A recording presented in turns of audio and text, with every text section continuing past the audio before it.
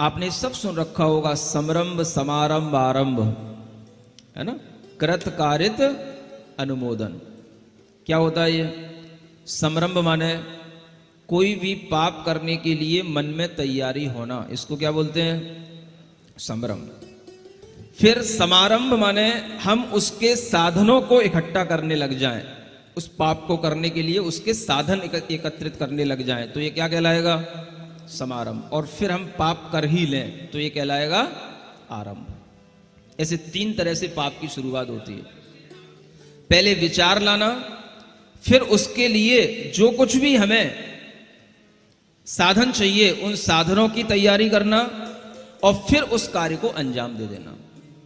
कोई भी कार्य होता है इसी तरह से होता है। कोई व्यक्ति किसी का मर्डर करता है, किसी के लिए किडनैप करता है, कुछ करता है, इसी तरह से उसके दिमाग में तैयारी शुरू होती है।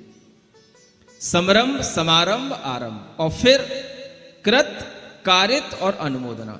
मुझे खुद करना है कि दूसरे से कराना है, कि करने के बाद हमें उसकी प्रशंसा करके उसको बस शाबाशी देना है।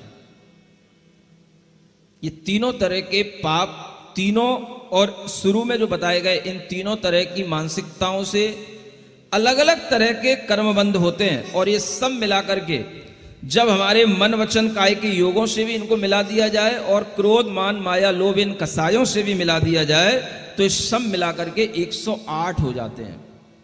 कितने गिनो? ये लिखा है ना, कसाय विशेष 23।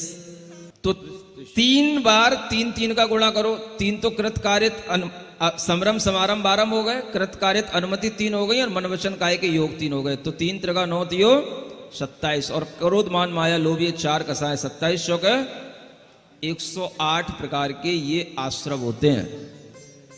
जो इन 108 प्रकार के आश्रवों पर रोक लगा लेते हैं, उन्हीं के नाम के आगे 108 लगाया जाता है।